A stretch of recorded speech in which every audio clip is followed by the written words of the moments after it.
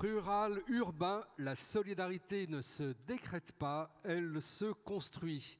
C'est le thème de nos débats cet après-midi et thème qui sonne comme un slogan, comme un mot d'ordre. Cette solidarité qui ne se décrète pas mais qui va se construire. Comment on la construit? C'est ce dont on va parler et un débat qui va s'organiser en deux temps.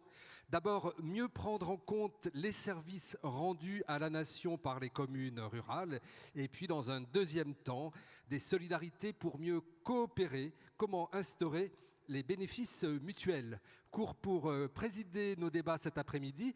J'appelle Karine Gloanec-Morin, présidente de la communauté de communes des Collines du Perche et qui est la coprésidente de la commission des communes et des territoires ruraux, qui a son fan club apparemment, des applaudissements mérités bien sûr, et qui co-préside cette commission avec Cécile Gallien, qui est maire de Vorey-sur-Arzon dans la Haute-Loire. Vorey-sur-Arzon, c'est 1450 habitants, Cécile. Et puis Karine, votre communauté de communes des Collines du Perche, c'est 12 communes, mais 6100 habitants. Et donc là aussi, il faut avoir l'énergie de coopérer, de trouver les outils du développement. Et pour en débattre avec nous, maintenant nous rejoignent Bertrand Hochecorne. Bertrand Hochecorne qui est maire de Marot-au-Pré. C'est dans le Loiret. Bertrand, qui est aussi le coprésident de la commission de transition écologique de l'AMF, puisque notre première séquence, bien sûr, va faire toute la place qui est nécessaire à la biodiversité, aux problématiques environnementales quand on parle des services rendus à la nation par les communes rurales. Avec nous également Philippe Gamin. Philippe Gamin est maire du Noyer. C'est une petite commune, 211 habitants en Savoie, mais c'est surtout pour lui la responsabilité du parc naturel régional du Massif des Bauges, dont il est le président, et un PNR qui réunit 67 communes et 67 000 habitants. Et vous êtes également premier vice-président de la Fédération nationale des PNR. J'invite maintenant à nous rejoindre Christine Deneville, maire de Vic-sur-Breuil. Christine Deneville, Vic-sur-Breuil, c'est 1330 habitants en Haute-Vienne. Et puis avec nous également Josiane Corneloup, qui est la présidente de l'Association nationale des pôles territoriaux et des pays, qui est aujourd'hui députée de Saône-et-Loire et ancien maire de Saint-Bonnet-de-Joux, qui est une petite commune de 770 habitants. Et également Marie-Christine Loyer. Marie-Christine Loyer est maire de Louvilliers-les-Perches, c'est en Eure-et-Loire, et elle est présidente du pôle territorial du Perche.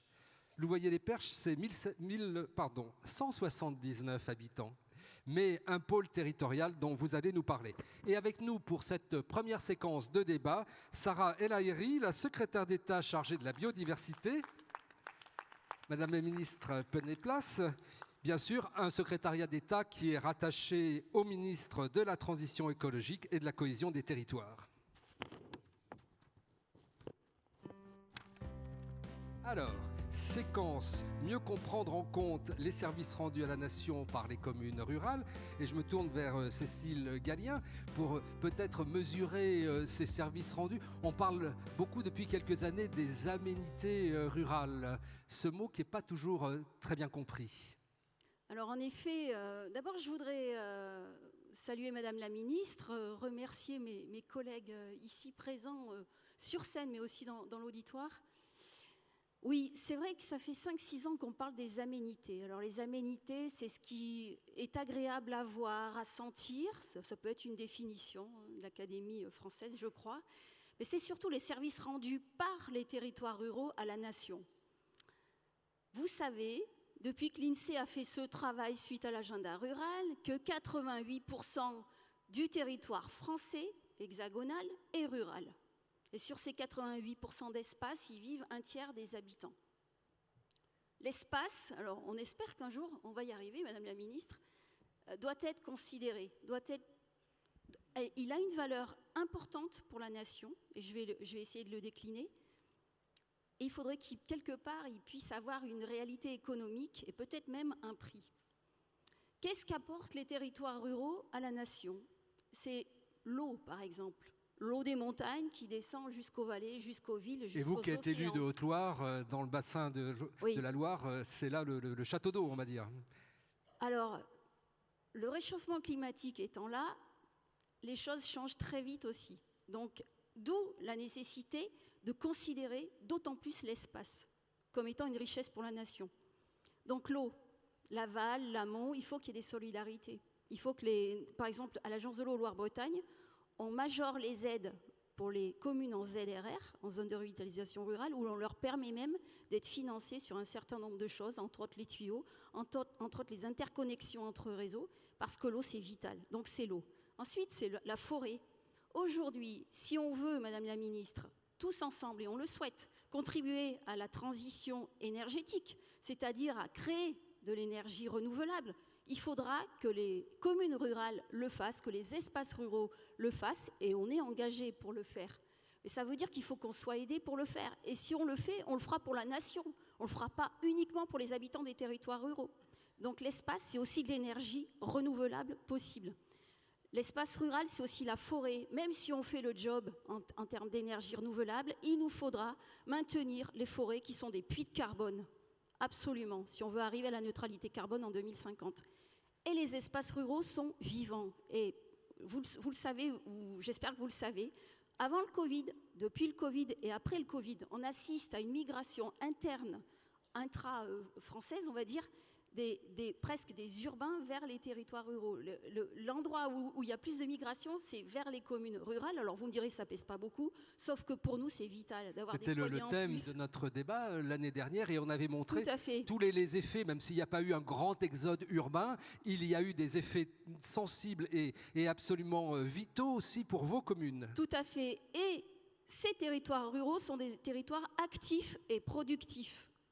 30% de l'emploi industriel français est dans les communes rurales et 70% de l'emploi industriel français est dans les communes de moins de 20 000 habitants. Ça veut dire l'espace rural.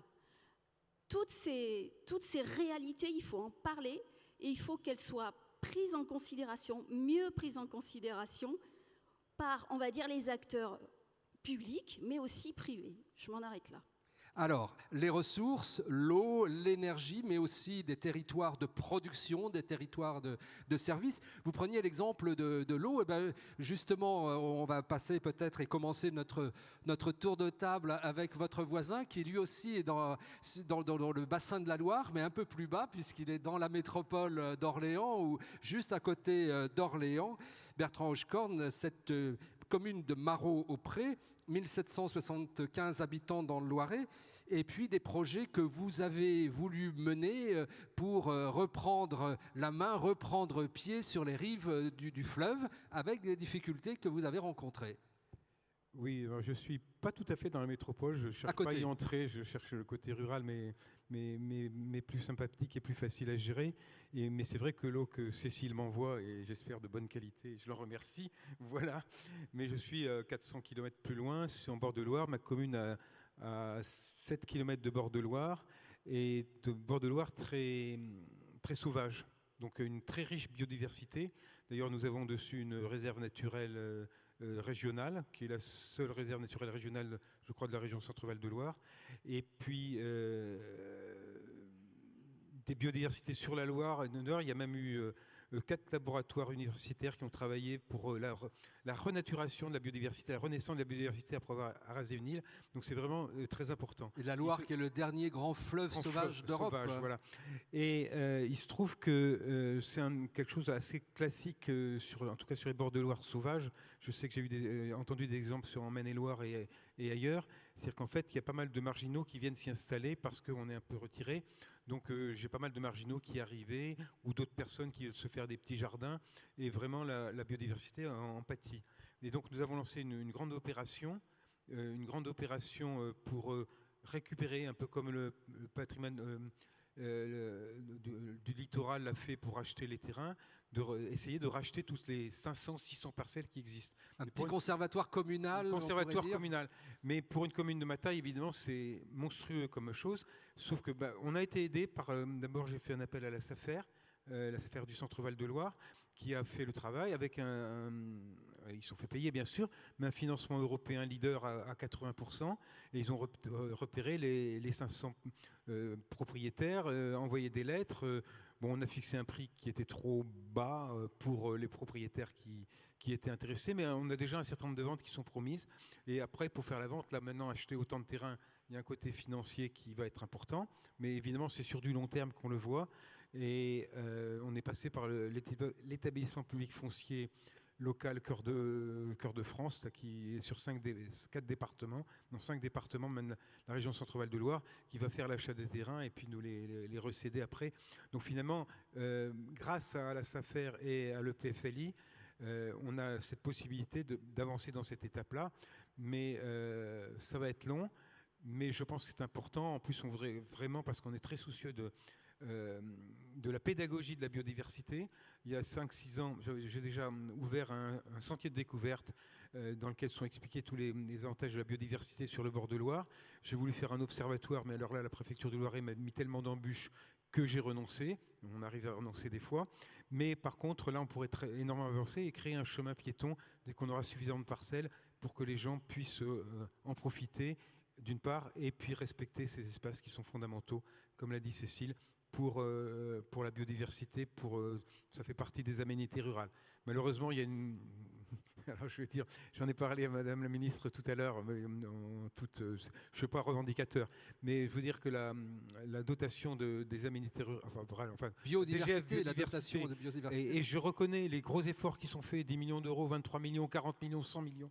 Donc on avance bien, les choses seraient peut-être à redéfinir, mais nous on n'a rien parce qu'on a une petite bande en bord de Loire, 50 mètres fois 7 km, ça fait quand même pas tant que ça.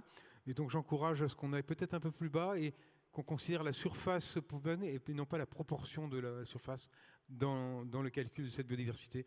Mais je pense qu'on va encore avancer sur la réflexion sur cette dotation. Alors, dans votre intervention, il y a beaucoup de points qui vont nourrir notre débat. Il y a d'abord la question des zonages, quand on est avec des dispositifs d'État, des dispositifs qui sont autant de leviers financiers dont on a besoin. Il y a l'aspect conservation et biodiversité. Il y a l'aspect aussi aménagement et puis empêcher des usages sauvages, des usages qui ne seraient pas adaptés.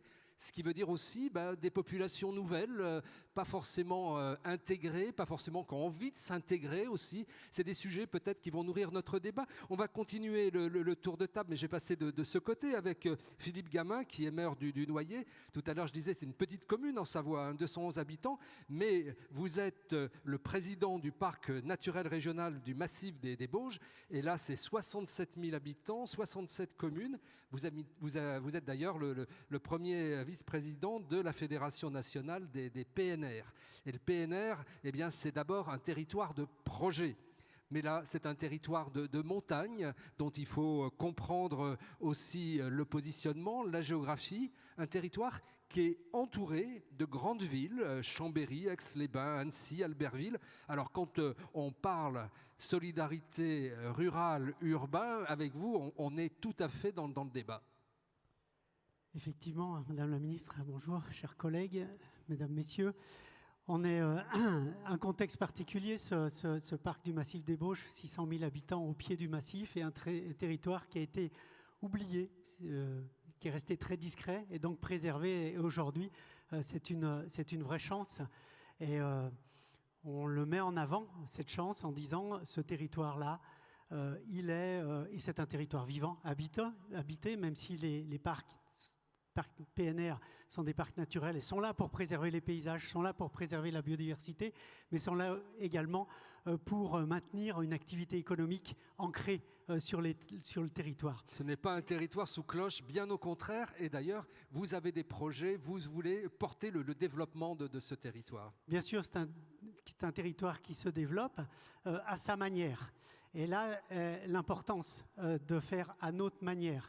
Et quand on dit les parcs naturels régionaux sont des projets de territoire, on écrit à travers une charte qui est notre document stratégique pour les 15 ans à venir.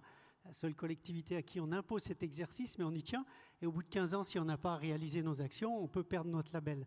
Oui, donc, vous dites d'ailleurs on y tient, ce n'est pas une contrainte, c'est aussi un outil pour penser le long terme. Et vous l'évoquiez d'ailleurs, c'est que on a été un peu oublié, mais finalement, c'est peut-être une chance aujourd'hui de pouvoir aborder ces questions de long terme.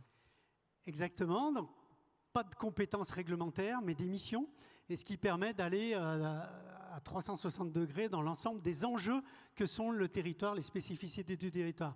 Et c'est écrire ensemble un projet de territoire en fonction des enjeux et s'engager.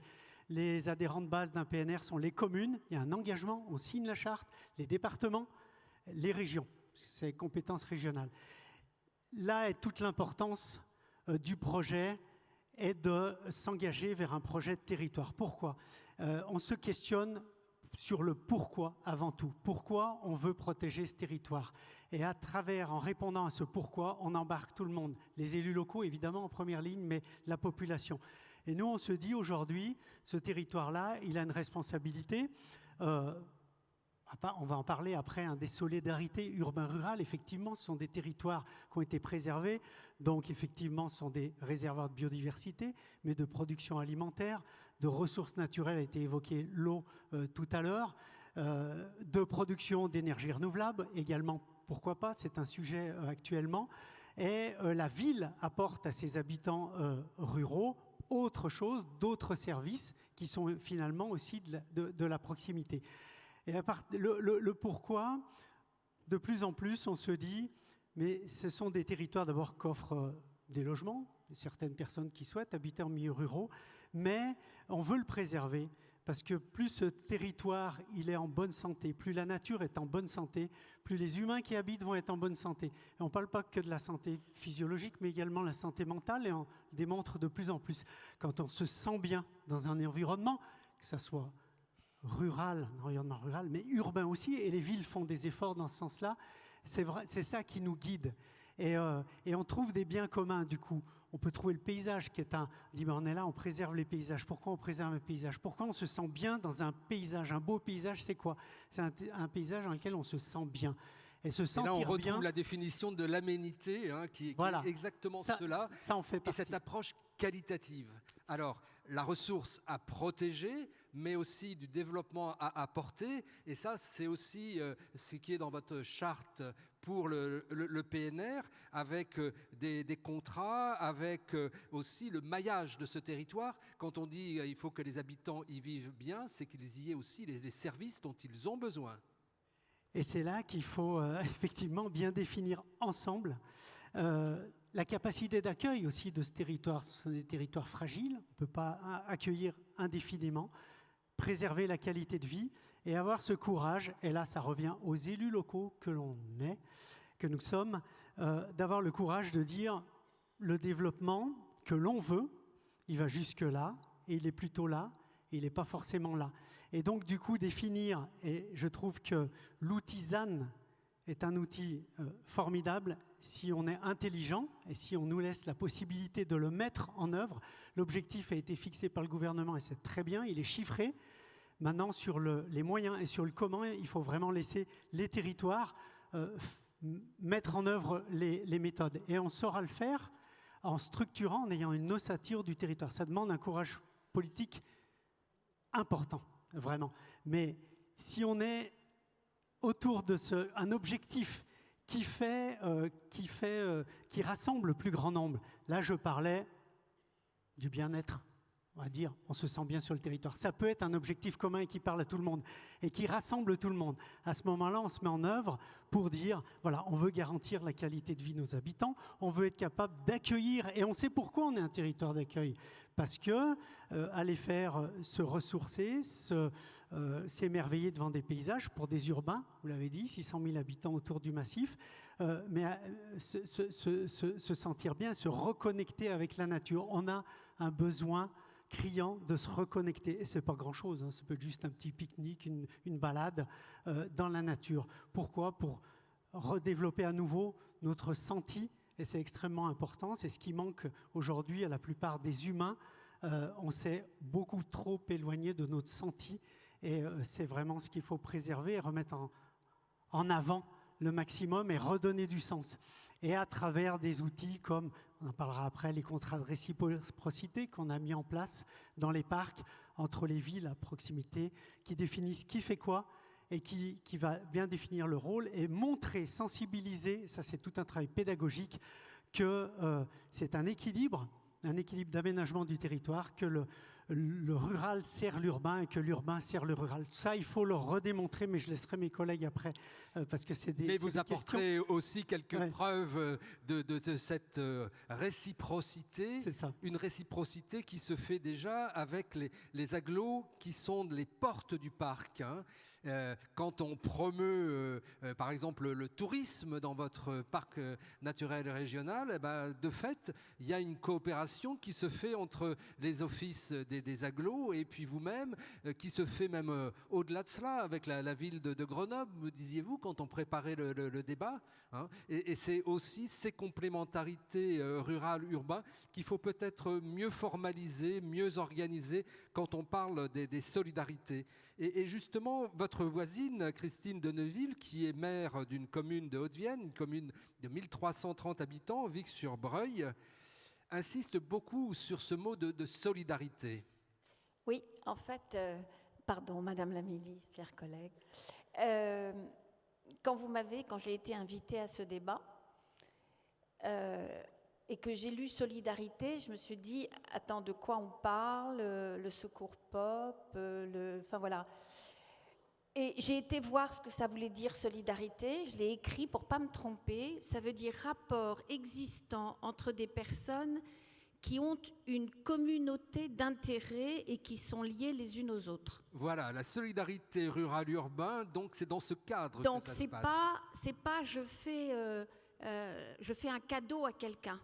D'abord, on est liés. On est liés et on a une communauté d'intérêts. Et pour ceux qui sont dans la salle et qui peut-être sont comme moi des élus déjà depuis un certain temps, des élus ruraux, moi j'ai souvent eu le sentiment dans mon rapport à ma métropole qu'au fond la métropole nous faisait grâce de ses services. Vous voyez, on était le monde rural qui est en partenariat avec sa métropole, mais où parfois on veut rentrer dans la métropole parce qu'on aura les mobilités, où on aura la métropole, les piscines, enfin des choses comme ça.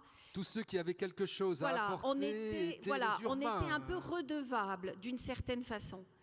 Et moi, ce qui me frappe beaucoup dans les temps où nous sommes aujourd'hui, on a déjà évoqué le changement climatique, la transition énergétique, c'est que je ne crois pas que les ruraux ni les urbains soient réellement conscients de l'inversement des dépendances. Aujourd'hui, une grande métropole, on le sait, à terme, dans 10 ans, dans 15 ans, dans 20 ans, je ne sais pas, il y a monsieur et madame du GIEC seraient beaucoup plus précis que moi, auront fondamentalement besoin, et ont déjà fondamentalement besoin, du territoire que nous portons. Et donc, on est en train, me semble-t-il, d'inverser, en tous les cas, une certaine forme de dépendance. On nous demande, c'est la loi de l'accélération des renouvelables, d'être des territoires d'accueil pour fournir de l'énergie. Et de production. Et de production. Je ne discute pas là, est-ce qu'on a envie d'éoliennes ou d'agrivoltaïsme. Ce n'est pas du tout ça mon propos. Mon propos est de dire aujourd'hui, sans nous, la nation n'y arrivera pas. C'est ce que les ministres nous disent, c'est ce que le GIEC nous dit, c'est ce que tout le monde nous dit. Et comment est-ce que cette nouvelle dépendance inversée, elle est reconnue? Comment est-ce qu'on est reconnu? Et je ne suis pas sûre que ce soit déjà rentré dans vraiment l'esprit de tout le monde. Et merci. Et je pense que c'est là-dessus qu'il faut travailler. C'est-à-dire que c'est la nation qui doit reconnaître qu'il y a une espèce d'évolution qui est en train de se faire vers les territoires ruraux. Et je dirais non seulement les territoires, mais aussi les gens qui y habitent. Parce que, encore une fois, moi j'ai une secrétaire de mairie qui adore les éoliennes, ce n'est pas le cas de tout le monde. On nous demande de mettre des éoliennes. Je comprends, j'ai aucun problème de compréhension par rapport aux enjeux énergétiques, qui sont des urgences. Les agriculteurs seront rémunérés qui portent ça. Pour l'agrivoltaïsme, c'est la même chose. Pour les méthaniseurs, c'est la même chose. Est-ce qu'on demande leur avis autrement que par des pétitions? Est-ce qu'on prend en compte les personnes? Il faut que les habitants y trouvent leur intérêt. Absolument, il faut que les habitants y trouvent leur intérêt. Parce qu'on ne peut pas seulement leur dire « Ah ben vous faites quelque chose de formidable pour la nation ».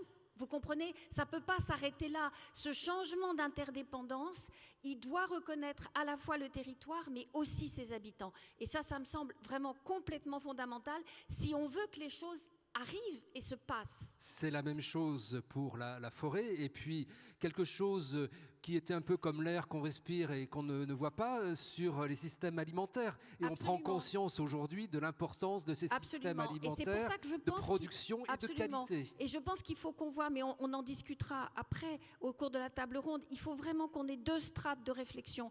Une strate qui soit complètement au niveau de la nation, la prise en compte de ce reversement d'interdépendance, et puis les collaborations locales, parce que l'alimentaire, la forêt, on sait, la forêt, en particulier le bois énergie, au-delà de 100, 130, 150 kilomètres, pardon, c'est trop loin. Donc il y a à la fois du local et à la fois du national. Alors vous nous dites aussi, oui, retrouver de la proximité urbain-rurale sur certains sujets, et puis bien d'autres thèmes qu'on pourra aborder à partir d'exemples concrets de votre commune. Mais on continue le tour de table et le voyage dans la France, puisque on va maintenant du côté de Saint-Bonnet de Joux, et puis de votre territoire dont vous êtes aujourd'hui député du département de Saône-et-Loire, mais vous êtes ici, Josiane Corneloup, la présidente de l'Association nationale des pôles territoriaux et des pays. Ces pôles territoriaux, ces pays, souvent, ce sont des structures de projet, là aussi des structures de développement. Comment on y intègre aujourd'hui cette dimension de solidarité et cette dimension environnementale, cette dimension aussi qualitative? Merci Madame la Ministre, mes chers collègues. Effectivement, je crois que cela a été rappelé. Nous sommes dans un contexte très particulier aujourd'hui, un contexte de transition écologique, transition énergétique, transition alimentaire, agricole, sociétale.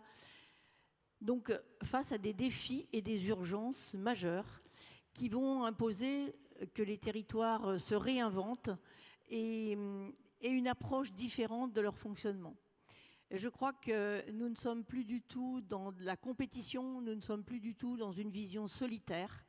Il faut travailler ensemble. Et ça n'est pas simple. Alors, effectivement, je préside l'Association nationale des pays et pôles territoriaux ruraux. Et c'est un petit peu la culture, l'ADN des pays et des pôles territoriaux que d'établir un projet de territoire. Et un projet de territoire, c'est quoi? Eh bien, c'est une vision à moyen long terme, à 15-20 ans de ce territoire, qui est donc une vision stratégique, qui est une vision partagée par tous. Et quand je dis tous, je pense aux chefs d'entreprise, je pense aux élus, je pense aux associations, mais aussi aux citoyens. Et toutes ces personnes vont réfléchir ensemble à un projet qu'ils vont concevoir par rapport aux forces et aux faiblesses du territoire. Et il y a déjà dans ces pays, dans ces pôles territoriaux, une culture de travailler ensemble. Et ce n'est pas inné. Il ne faut pas croire que parce que l'on va décider que demain nous allons travailler ensemble, c'est quelque chose d'évident. La coopération, ça n'est pas quelque chose de vertical qui vient d'en haut et qui s'applique sur la base. C'est vraiment une construction horizontale voilà, aussi. De tous les acteurs qui se mettent en mouvement et qui s'approprient le projet, parce que cela a été rappelé également, nous avons des enjeux devant nous qui sont très importants, et si nous voulons les atteindre en termes par exemple de décarbonation, eh bien il faut que tout le monde comprenne qu'il a un effort à faire également à titre personnel pour changer son comportement. Et voyez-vous, c'est tellement un sujet d'actualité, et je suis ravie d'être à cette table aujourd'hui, que nous venons de publier un vade-mecum qui s'appelle « Coopérer pour mieux réussir les transitions ». C'est vraiment au cœur de nos réflexions. Nous avons conduit ce travail avec le Rameau, la NCT, la Fédération des caisses d'épargne et Néoclide, et je les remercie tous de leur travail à nos côtés. Et nous expliquons dans ce vade-mecum ce qu'est la coopération, comment elle s'opère. On est là dans la confiance, on est là dans l'envie de travailler ensemble. La coopération, ce n'est pas quelque chose qui se décrète, c'est quelque chose qui est volontaire, l'envie d'aller vers l'autre, de faire avec l'autre. Et encore faut-il trouver aussi des axes de travail ensemble, et ça n'est pas évident. J'ai certains de mes adhérents qui ont signé, comme vous l'évoquiez, des contrats de réciprocité. Certains ont très bien fonctionné. Ils ont eu un peu de difficulté à se mettre en route. Je pense par exemple à la métropole toulousaine qui a signé avec le pays Terre de Gascogne. Et ensemble, eh bien, ils ont finalement convenu qu'effectivement, le rural ne pouvait pas faire sans l'urbain, mais l'urbain ne pouvait pas faire non plus sans le pays Terre de Gascogne qui était là pour les alimenter, pour les aérer aussi. Et il y a une complémentarité qui a été trouvée entre ces deux territoires et qui a été réfléchie et construite ensemble. Alors, on abordera la question des outils, hein, de la contractualisation, de la réciprocité. Les pôles que vous représentez sont dits d'équilibre, là aussi, donc dans cette solidarité horizontale avec des territoires urbains et ruraux qui sont, selon la belle expression, solidaires, mais solidaires à la fois entre le rural, avec un rural qui redresse la tête, j'ai l'impression, en vous entendant les uns et les autres. Oui, complètement. Vous savez que moi, je suis très, très attachée à la ruralité depuis toujours, parce que déjà, comme vous le disiez, je suis née, j'ai grandi dans une commune de 870 habitants, et qui est cependant un pôle de centralité, avec tout ce que comporte une centralité, c'est-à-dire des services, des écoles, tout ce qui concerne la santé, etc. Et je crois vraiment que, oui, il faut aussi que les ruraux intègrent le fait qu'ils ont beaucoup de richesses. Il faut qu'eux-mêmes en soient conscients, pour qu'on puisse les valoriser et mieux les vendre auprès des urbains. Parce qu'encore une fois, je vous le disais, il n'est pas évident, je rejoins ce que disait notre collègue, nous avions l'impression, les territoires ruraux, de faire un petit peu l'aumône auprès des territoires urbains. Et je pense qu'aujourd'hui, la transition énergétique, la décarbonation en est certainement le premier levier. Les urbains ne feront pas sans les ruraux. Et effectivement, le mix énergétique, il repose d'abord sur les territoires ruraux. Alors, je rappelle que ce débat, c'est le vôtre, que vous pouvez intervenir, qu'il y a des points micro dans les allées de l'auditorium pour que vous puissiez témoigner, proposer, mais aussi nous faire part des difficultés que vous pouvez rencontrer et faire des propositions pour améliorer les choses, pour que soient portés des outils qui fonctionneront mieux pour faire vivre ces solidarités. Marie-Christine Loyer, vous êtes maire de Louvilliers-les-Perches. C'est une commune de 180 habitants en Eure-et-Loir, mais vous êtes présidente du pôle territorial du Perche. Tout à l'heure, on disait, et avant tout, ça marche tout seul, hein. On disait ces territoires, ils sont des territoires aussi de production, des territoires de développement. On évoquait à l'instant la nécessité d'y trouver des centralités avec des services, mais aussi d'y créer de la richesse. Effectivement, la richesse est très importante, l'économie, le développement économique est très important. Et je vais vous citer un exemple de coopération et de développement économique pour essayer, déjà, on a fait partie du dispositif territoire d'industrie. Nous avons été labellisés en 2019 territoire d'industrie et c'est un bel exemple de coopération puisque sur un territoire situé sur 3 régions différentes, Normandie, Centre-Val de Loire et Pays de Loire, 4 communautés de communes et 3 départements. Donc on peut transcender les limites administratives. Absolument. Pour construire un projet que vous bâtissez avec vos collègues élus, mais aussi avec tous les partenaires économiques du territoire, en pensant à la production, la formation. C'est tout cela, ce projet. Oui, absolument. Et surtout avec les élus, bien entendu, mais également avec les industriels. Et puis avec l'État, et là aussi on a besoin, pour que ça fonctionne, d'outils, de moyens qui associent l'ensemble des acteurs. Oui. Alors nous avons d'abord signé un protocole d'accord en 2019 avec la ministre Jacqueline Gouraud et ensuite nous avons signé une entente économique avec les 3 communautés de communes. Les industriels ont évidemment été associés puisqu'il s'agit de développer des industries. Nous sommes situés dans la vallée de l'Huine avec 2 pôles de centralité, mais l'un, Nogent-le-Rotrou, qui fait à peine 10 000 habitants et l'autre, La Ferté-Bernard, avec à peine 9 000 habitants. Donc c'est vraiment un territoire rural avec 40% de la population salariée qui travaille dans les entreprises industrielles. Donc ça en fait la première vallée industrielle de France en fait. Et ce qui était dit aussi justement, c'est l'importance de ce tissu industriel dans des petites villes. Vous citiez Nogent-le-Rotrou, qui est d'ailleurs aussi dans le dispositif Petite Ville de demain. Dans le cœur de ville, Nogent-le-Rotrou. Cœur de ville. Mais d'autres communes qui sont dans d'autres dispositifs. Et cela aussi, ça crée un effet d'entraînement, disiez-vous. Absolument. Et donc, il y a eu un diagnostic qui a été fait du territoire, enfin des industries pour voir leurs besoins. Et là, on arrive à la phase de concrétisation. C'est-à-dire qu'il a été... Alors, nous avons candidaté à territoire d'industrie 2, et normalement, nous sommes lauréats.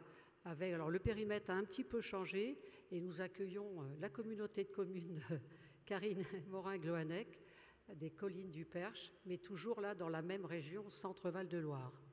Et donc, nous avons, avec le travail qui a été fait sur territoire d'industrie 1, nous allons donc avoir un campus des métiers, puisque le problème du recrutement est vraiment prépondérant chez tous les industriels, et une école de production. Donc la formation, c'est aussi l'occasion d'attirer et de fixer des jeunes sur leur territoire. Absolument. En leur proposant un avenir et de le faire à une échelle suffisamment élargie avec ces petites villes, ces villes moyennes qui constituent votre pôle territorial. Et là, on est bien, mesdames les présidentes, et là je me tourne aussi bien vers Karine Gloanec-Morin parce que je crois que vous êtes dans le pôle territorial que vers Cécile Gallien sur cette nécessité, certes, d'avoir ce développement de qualité, de protéger la biodiversité, qui est un bien qui va être partagé avec l'ensemble de la nation, solidarité rurale-urbain, mais aussi d'avoir les moyens de son propre développement. C'était votre logique, Karine Gloanec-Morin, dans ce projet. Oui, merci. Je voudrais bien sûr saluer la ministre et saluer tous les collègues qui sont aujourd'hui avec nous pour ces échanges.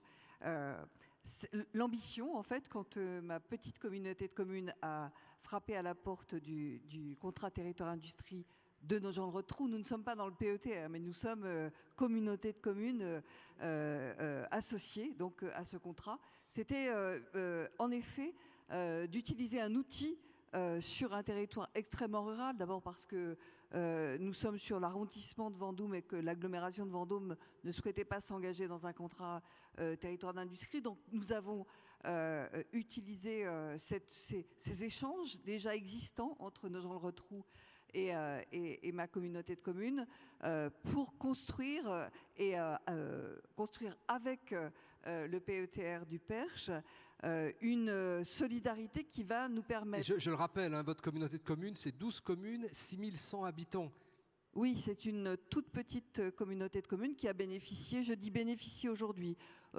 Quand ça nous est arrivé, on ne savait pas si c'était un bénéfice ou un handicap, mais bénéficier, oui, d'une adaptation de la loi NOTRe qui disait que dans des territoires très peu denses, nous pouvions ne pas accéder aux 15 000, au seuil de 15 000 habitants. Donc, voilà. Et aujourd'hui, on dit bénéficier, oui, parce que à 12 communes, c'est un dialogue qui est extrêmement fructueux. Et donc, l'idée de rejoindre le contrat territoire d'industrie du Perche, c'est bien d'associer notre activité agricole à ce bassin d'emploi qui est extraordinaire. C'est 11 000 emplois, le bassin sur lequel nous sommes maintenant, et puis le bassin d'emploi agricole, afin que l'industrie agroalimentaire et l'industrie qui existe sur la vallée de l'Huisne, en fait, bénéficient aussi à notre territoire, et dans un échange, comme le disait Josiane à l'instant, qui soit équilibré, puisque nous avons la spécificité d'une économie agricole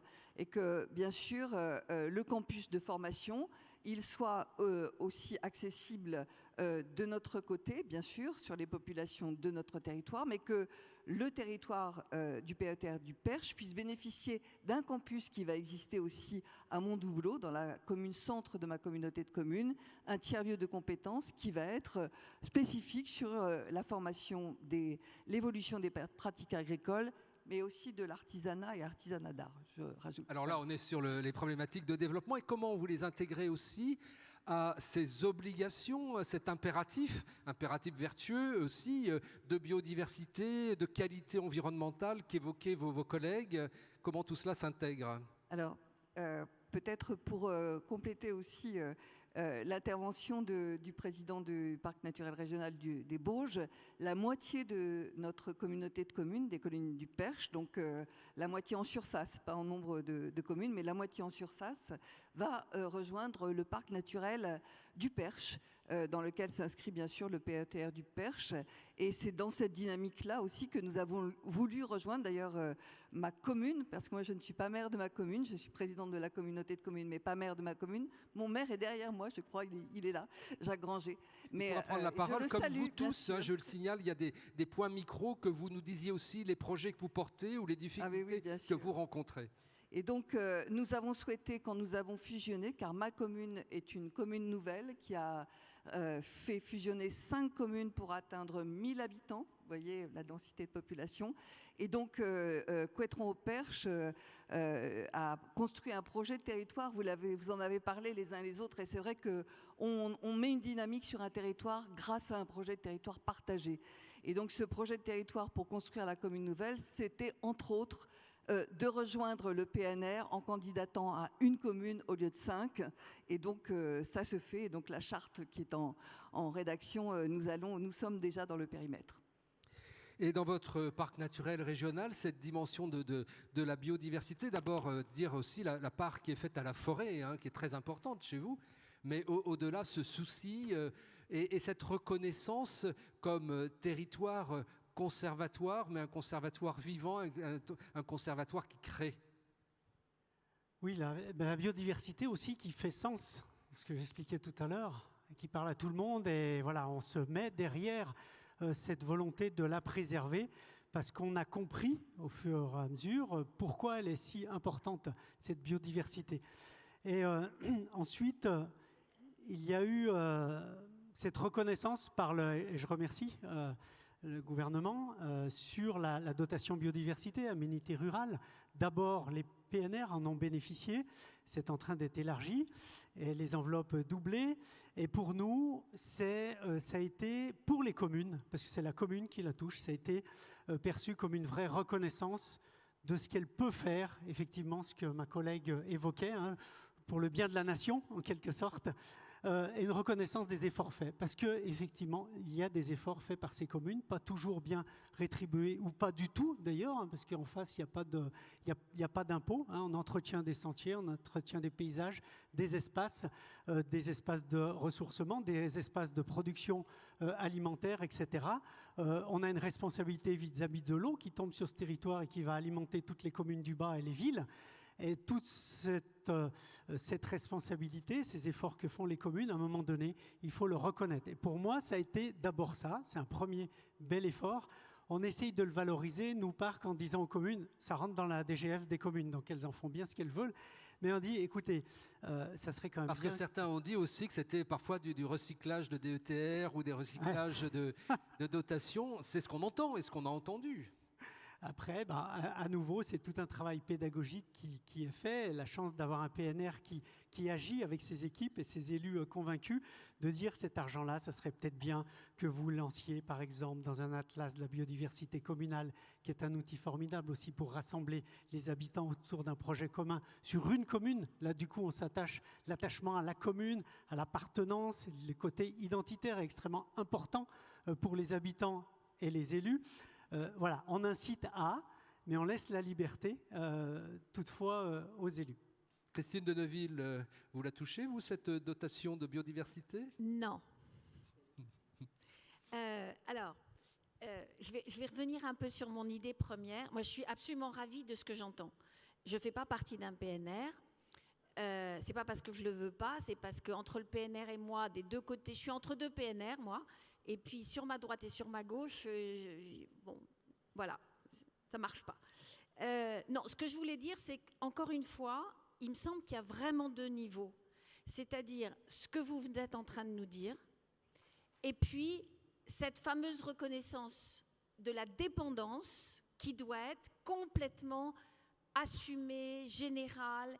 Et parce que mais comment elle peut se faire, cette reconnaissance ? Ce que je crains, c'est que certaines villes ou certaines métropoles mettent en place ces fameux contrats de réciprocité. C'est ce que notre collègue disait, Toulouse, ça a mis un peu de temps à venir. Enfin bon, moi je serais ravie que ma ville métropole s'en soucie. Je ne sais pas si elle le fera. Guillaume Guérin n'est pas dans la salle, mais je l'appelle quand même. Il l'entendra peut-être. C'est le maire de Limoges. C'est le président de la métropole. Mais ce que je veux dire, c'est que je ne voudrais pas que ça se transforme en en petit événement, en petit accord, plus ou moins local et plus ou moins large, mais qui reste local et large. Je crois vraiment qu'il faut voir. Alors moi, je sais bien qu'il ne faut pas légiférer sur tout et qu'on ne peut pas légiférer sur tout. Mais peut-être que ces contrats de réciprocité, est-ce qu'on pourrait imaginer de les rendre plus appétants, incitatifs, obligatoire peut-être à partir d'une certaine taille Enfin, je ne sais pas, vous me demandez, moi je n'ai pas, Madame la Ministre pourra répondre sur cette question-là, mais il faudrait, je crois qu'on ne peut pas faire seulement encourager et dire bravo aux gens qui font bien. Je crois qu'il faut vraiment voir ça dans l'ampleur. Et c'est vraiment ça que je porte aujourd'hui. Voir ça dans l'ampleur, et puis tout à l'heure vous disiez tout ce qu'on porte en ressources énergétiques, mais puis aussi à côté de ça, toute la civilisation des loisirs, les gens qui viennent le week-end marcher sur vos chemins. Je suis ravie que les gens de Limoges, bon maintenant la métropole est identifiée clairement, viennent sur les espaces, les chemins de randonnée. Je suis absolument ravie. J'ai des collègues dans la salle qui sont ravis aussi. Et qui les entretient, vous nous dites. Hein. C'est ça, c'est qui les entretient. Mais ça, c'est un sujet. Je prenais le sujet des énergies, là, où comment est-ce que non seulement le territoire est reconnu, la commune, mais aussi les gens qui habitent ce territoire. Comment est-ce qu'on leur reconnaît une valeur au niveau de la nation, parce qu'à un moment donné, ils ne font pas que protéger, pardon Madame la Ministre, les mares, les tourbières et les bords de Loire, mais on va nous demander beaucoup plus que ça demain matin. Ça va être complètement intégré avec les enjeux de la biodiversité, mais ça va très largement... Vous comprenez, voilà. Et je pense qu'il y a vraiment un retournement de cerveau à faire. Bon, je ne suis pas tout à fait peut-être où il faut dans les instances décisionnaires, mais je pense que sans ce retournement de cerveau, on va créer tellement de frustration et tellement d'impossibilités à faire. Comme je disais tout à l'heure, moi je ne peux pas simplement dire aux habitants qui travaillent pour la nation et merci beaucoup. Il faut qu'à un moment donné ça soit pris en compte, vraiment, et on est dans une civilisation où quand quelque chose est pris en compte, très souvent ça ressemble à du financier. C'est comme ça que ça s'exprime. Voilà. Voilà, une reconnaissance sonnante et trébuchante. Oui.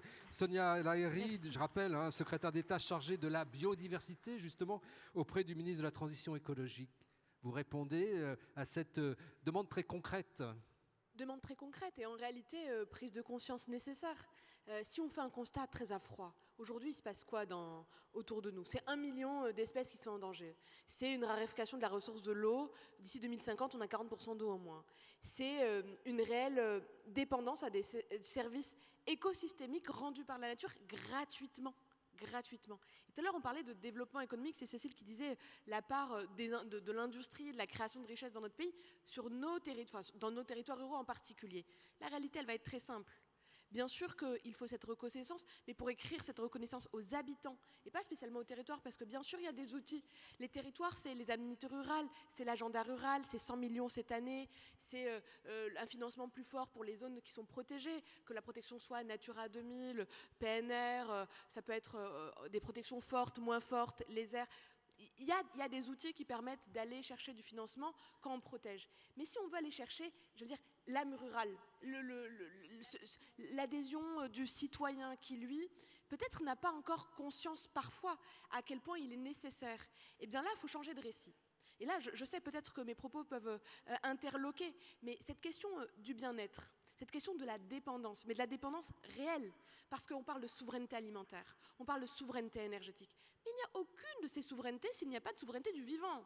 Je veux dire, si le vivant ne va pas bien, en fait, on peut faire tout ce qu'on veut, ça ne marchera pas. Et c'est là où il faut aller chercher en réalité les entreprises sur nos territoires également. Parce que s'il n'y a plus de pollinisateurs, il n'y a plus d'agriculture. Qu'on parle d'agrovoltaïsme, qu'on parle de transition agroécologique, qu'on parle d'agriculture biologique ou conventionnelle, peu importe.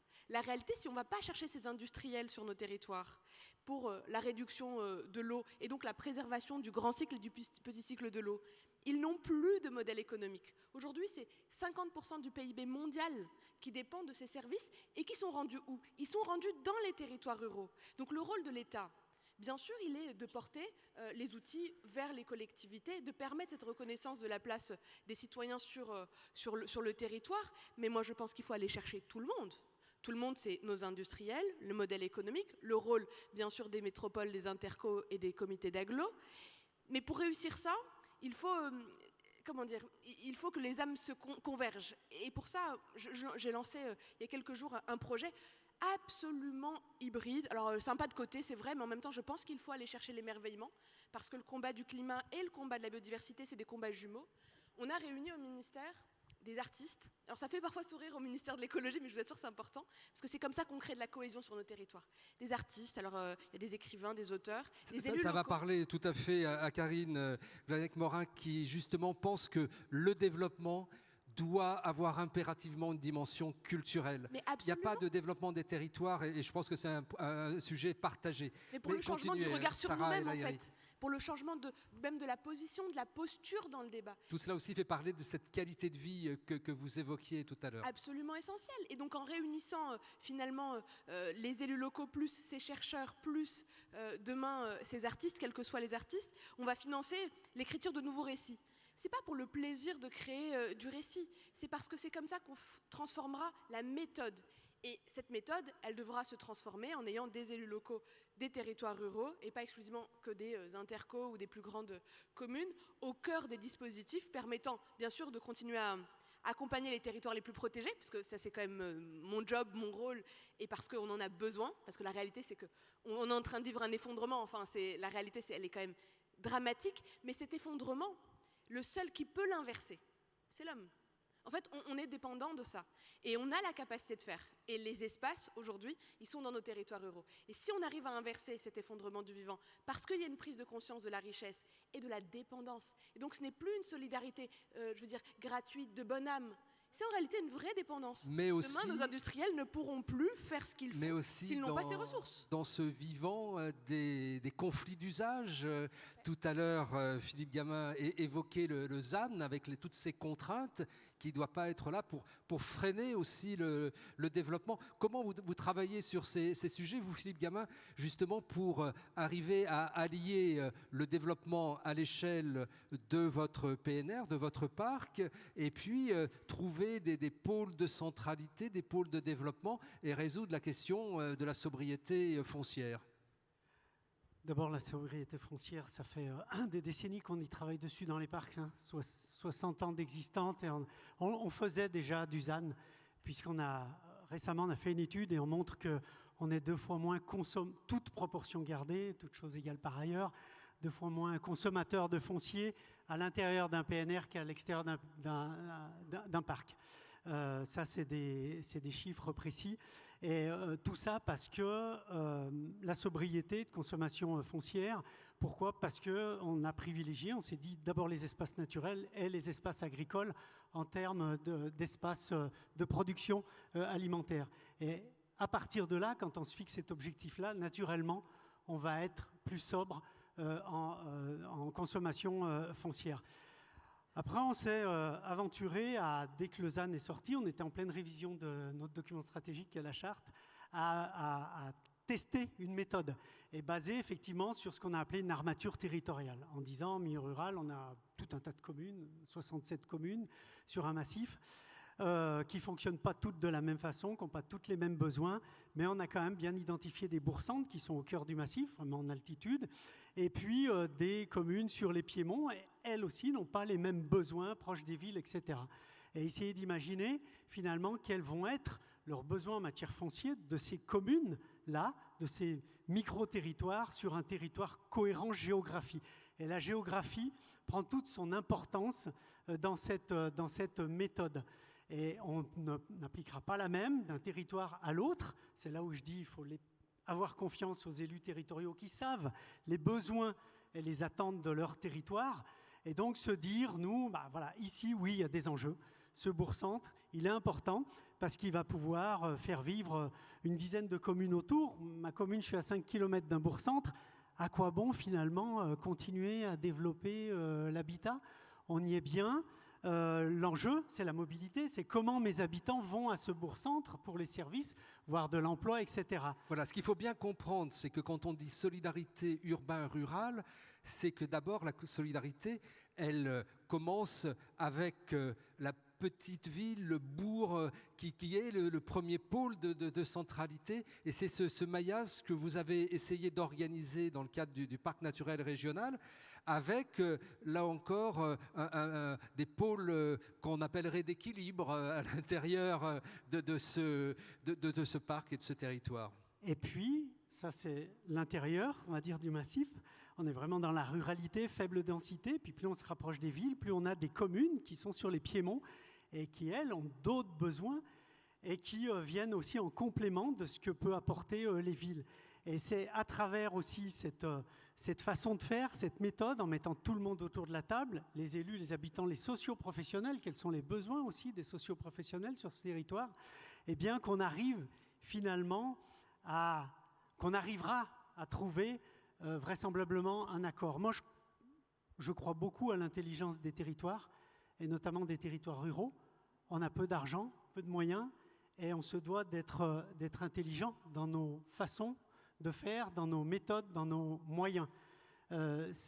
Donc on doit croire en nous, et effectivement, ce qui est une contrainte, ce fameux ZAN dont on parle tant, c'est ce qu'on aurait dû faire dès les premiers postes, même avant, parce que l'état d'esprit était déjà dans les premiers documents d'urbanisme, c'était ça, c'était concevoir un aménagement du territoire équilibré en fonction des besoins, mais on n'y a pas réussi parce qu'on a mis des chiffres, et puis maintenant, voilà, les SCOT, 7 ans, il faut accroître la population de temps pour les 10 ans à venir, donc on le décline jusqu'au plus petit niveau, et c'est dommage d'intégrer uniquement, j'exagère, cette notion d'accroissement de population et de besoins, donc de logement et d'emploi, etc. Il y a d'autres critères qu'il faudrait intégrer dans ces documents de planification. Et là, on arrive sur la planification.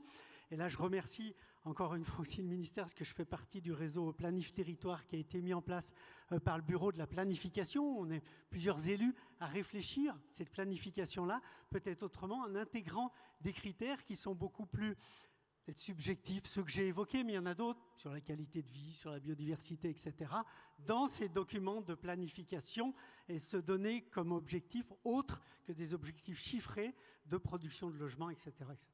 Cécile Gallien, dans cette dimension environnementale, qualité de vie sur les territoires ruraux, mais aussi reconnaissance de cet apport de ces territoires à la solidarité nationale, alors qu'on arrive au terme de ce premier temps de débat, comment mieux le prendre en compte, comment mieux l'identifier, comment aussi lui donner de la valeur, et puis essayer de créer aussi une justice sociale, mais aussi financière entre les territoires.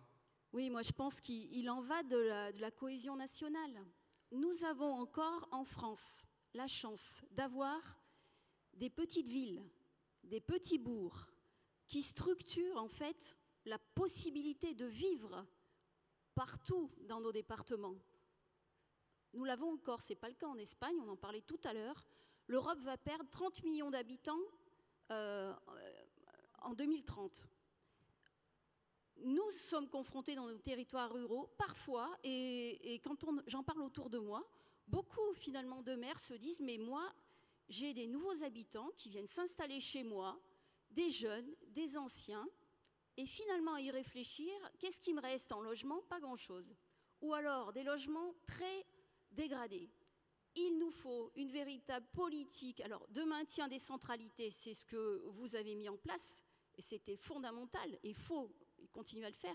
Il nous faut une politique adaptée au logement dans nos territoires ruraux. Parce que chez nous, les investisseurs privés ne viennent pas, ou très peu.